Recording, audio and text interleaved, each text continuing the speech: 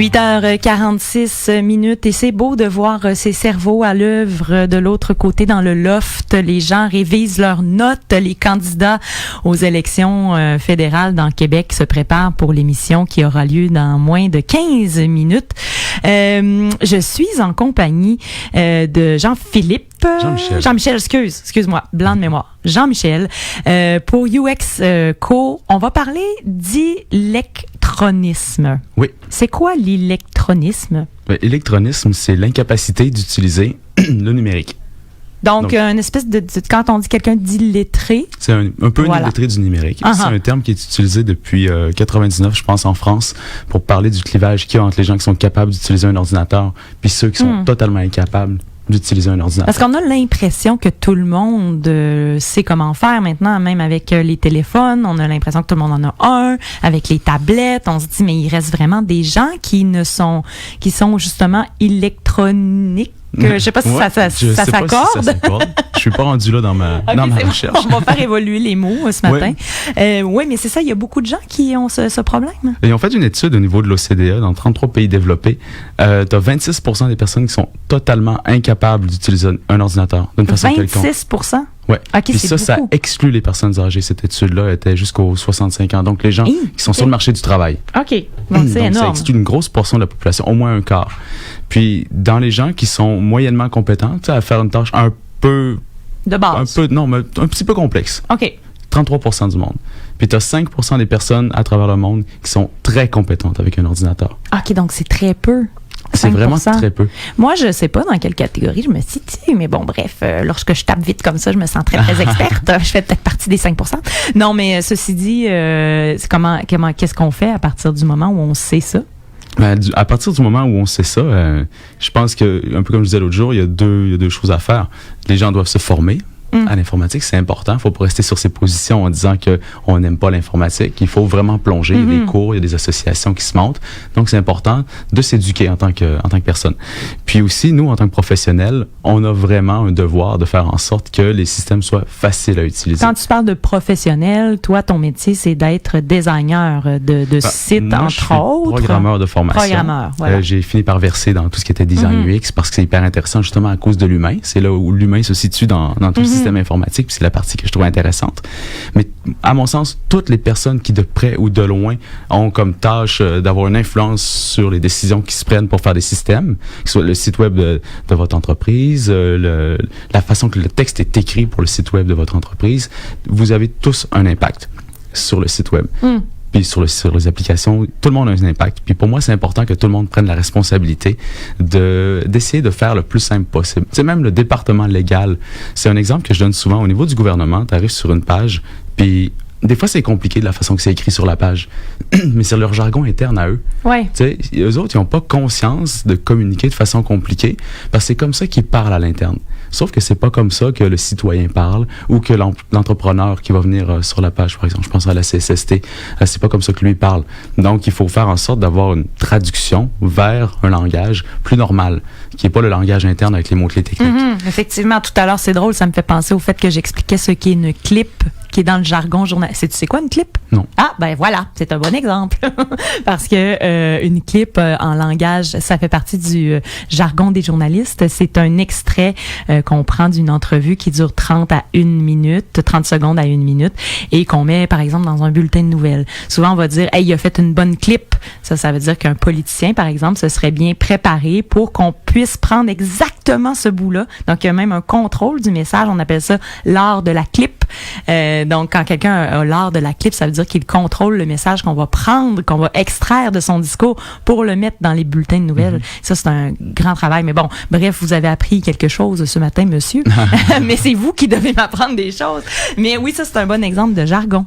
Oui, c'est un bon exemple de jargon. Puis, donc, on a tous une responsabilité. Puis, comme je disais l'autre fois, c'est un peu sur la façon de travailler où il y a le plus d'impact. Tu sais, si on implique l'utilisateur, on va dire la personne pour qui le site est destiné dès le début, ben on va tout de suite trouver des choses qu'on n'aurait pas su si on n'avait pas fait cette implication-là. Donc, on travaille, on implique la personne, on avance, on améliore, on l'implique tout au fur et à mesure. Puis, éventuellement, on a un système qui est beaucoup plus adapté à ses besoins. Puis, au-delà de ça, au-delà du fait qu'il y a des gens qui savent servir d'un ordinateur et des gens qui savent pas servir d'un ordinateur, il y a vraiment une fracture numérique. Oui, on en parle souvent, ça. Cette expression-là est quand même connue. Oui. Et j'avais une amie qui me racontait qu'elle aidait quelqu'un à se créer un compte sur un service gouvernemental. Puis, cette personne-là avait pas d'adresse mail. Donc, pas du tout d'adresse mail. Problème à la base. Ouais. Donc là, elle change de tâche, va aider la personne à se créer une adresse mail. Puis dans le processus de créer une adresse mail, la personne, elle n'a pas de cellulaire. Puis, ça, c'est problématique. Oui. Puis là, l'adresse mail demande ton numéro de cellulaire pour t'assurer que tu es un humain puis que tu n'es pas un robot qui veut faire du spam, tout ça. Fait que là, la personne, elle dit, mais j'ai pas de cellulaire. Puis en plus, j'habite dans une maison de transition où est-ce que c'est des chambres. Il y a un numéro pour toute la maison. Puis on n'est pas capable de... vraiment de nous joindre. Là. Donc, la personne, elle est laissée en dehors du système. Donc, une fracture numérique va devenir rapidement une fracture sociale. Où est-ce que les services ont tendance à aller de plus en plus en ligne. Tu sais, je pense juste au service de la place 5-0, le service de garderie. Tu réserves en ligne la place pour ton enfant pour la garderie. C'est pas super compliqué, mais c'est quand même compliqué. Tu sais, j'ai un bac en informatique, puis je trouve ça compliqué, ces systèmes-là. L'autre jour, on achetait des billets d'avion, puis dans le processus de billet d'avion, c'était pas clair. L'implication des bagages, on en a dessus, on en a pas. Tu sais, c'est phrasé, tu sais pas trop. Puis finalement, on s'est trompé. On a acheté des billets, pas de remboursement, rien, pas de bagages. Puis là, il a fallu rappeler le service à la clientèle. T'appelles 5 minutes après avoir passé ta commande. Tu t'en rends compte quand tu reçois le mail de confirmation. T'appelles 5 minutes après. Puis la personne a dit, elle est pas contente. Tu sais, le service à la clientèle est pas content. Ben ça, c'est vraiment un mauvais service. Oui, mais... c'est le système. T'as pas lu ce qui était écrit. T'as pas lu les petits caractères. T'as pas compris. C'est écrit, c'est évident. Pour eux, c'est évident.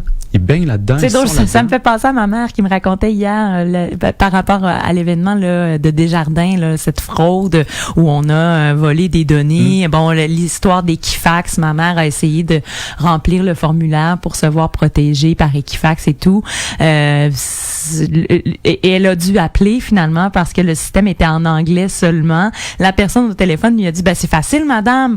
Vous avez juste à rentrer votre mot de passe puis tout va être beau. Elle rentre son mot de passe. Ça marche pas. Tu sais, à un moment donné, c'est vrai qu'il y a une fracture. Faut être patient. Ma mère est bonne, là, quand même, en informatique. Mais ça, c'est un exemple. C'est des systèmes qui sont pas évidents. Tu sais, qui fait que c'est compliqué. Puis en plus, c'est insécurisant.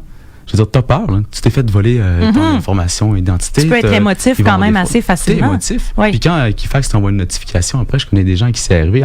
Equifax t'envoie une notification et dit un changement à votre dossier de crédit. Là, tu paniques. Ben oui. Puis finalement, tu y vas, tu te rends compte que c'est une notification d'il y a 1 mois et demi sur quelque chose que tu avais demandé pour vrai. Donc, Jean-Michel, ce serait quoi la meilleure façon d'aborder ce travail-là? Il y a des qualités humaines qui doivent se retrouver dans le travail de, à la limite, designer ou même programmeur. Je dirais qu'au cœur de ce qu'on fait, c'est vraiment l'empathie. C'est d'aller vers les gens, c'est de les comprendre, c'est de voir c'est quoi leurs problèmes, c'est quoi leurs doutes, leurs besoins. Parce qu'on fait des systèmes pour répondre à des besoins humains. Puis c'est un peu ce qu'on croit, c'est un peu au cœur de ce qu'on fait, c'est que l'humain doit passer avant la technologie. La technologie, c'est un outil, c'est un moyen qui nous permet d'améliorer la vie des gens. À partir du moment où ça nuit à leur vie, on n'a pas vraiment réussi ce qu'on cherchait à faire. Ouais. Donc, en tant que professionnel, je pense que c'est important là que je parle professionnel, du numérique qui fait en sorte qu'il y a un impact sur les sites ou les applications qu'ils développent. Je pense qu'on a vraiment une responsabilité morale de faire en sorte que ce soit facile à utiliser puis de garder toujours l'humain en tête. Toujours quand on fait quelque chose, puis de remettre toujours en doute ce qu'on fait. Ouais. Puis après, des fois, dans certaines organisations, c'est plus compliqué. T'as des organisations qui veulent plus ou moins aller là-dedans. T'as la politique qui rentre en jeu, les jeux de pouvoir, tout ça. Ça vient vite compliqué.